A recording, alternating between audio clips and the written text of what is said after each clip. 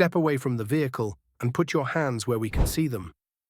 The command cracked through the air with urgency and suspicion, though it came without warning, without context.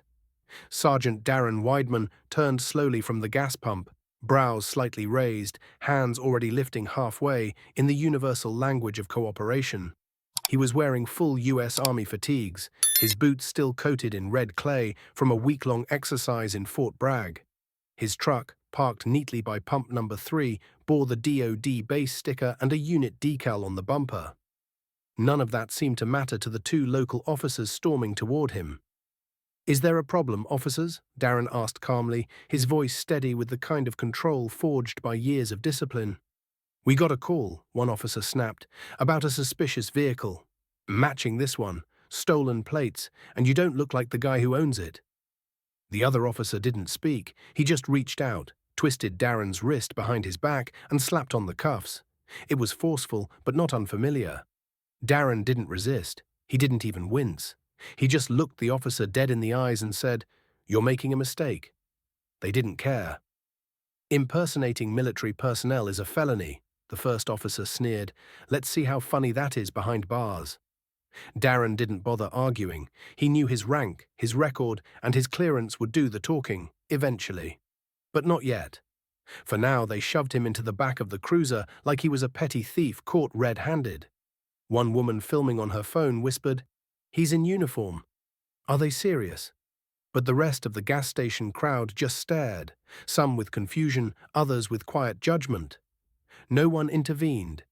Inside the precinct, the tone didn't shift. They processed him without verification, without question, and, most notably, without allowing him a phone call. "You'll sit tight until we sort this out," one of the officers muttered, tossing his ID into a bin like it was a novelty card. Darren didn't protest. He sat on the cold bench, wrists raw from the cuffs, breathing slow and even. He'd faced worse. He'd sat through enemy interrogations. He'd walked through active combat zones. This was nothing but arrogance dressed in a badge. Across the room, a rookie officer squinted at the military ID. "Hey, he's listed as a master sergeant. Clearance level. Delta 7. Is that real?" The sergeant at the desk rolled his eyes. "It's fake. Anyone can buy one of those online. He probably Googled it." But the hesitation in his voice had started. Just a crack. 2 hours passed. Then a phone rang. Not the desk phone. A direct line. The officer picked it up casually, clearly not expecting what came next. His back straightened almost instantly. "Yes, sir. Yes, he's here." A pause. A longer one. "No, sir. We hadn't verified yet. We assumed—" Another pause. His voice dropped to a whisper. "Understood." When he turned around, his face was pale. He didn't speak to anyone. He just rushed toward Holding, keys trembling in his hand. The cell door opened. Darren stood before the man could speak. "You'll be released immediately," the officer stammered. "This was an error." Darren didn't move.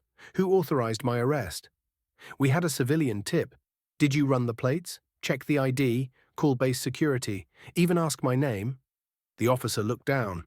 "No, sir." Darren stepped out, retrieved his tags, and slung them back around his neck. He adjusted his collar and stared into the silence of the precinct lobby. "That call you just got," he said.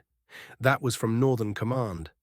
My unit has been running domestic training ops under Homeland Security. The vehicle you just flagged is military issued. My clearance gives me access to infrastructure you don't even know exists." No one breathed. "I didn't get angry when you cuffed me without cause. I didn't react when you failed to read my rights. But I will act now. I've already submitted the body cam footage and the station logs to JAG and the Inspector General's office. I expect full accountability for every policy you ignored." Within 72 hours, Internal Affairs arrived on site. The two officers involved were placed on administrative leave, pending a federal investigation. Their commanding officer resigned quietly before the report went public. Local news picked it up a week later, a headline that read, "Decorated soldier wrongfully detained. Officers face career fallout."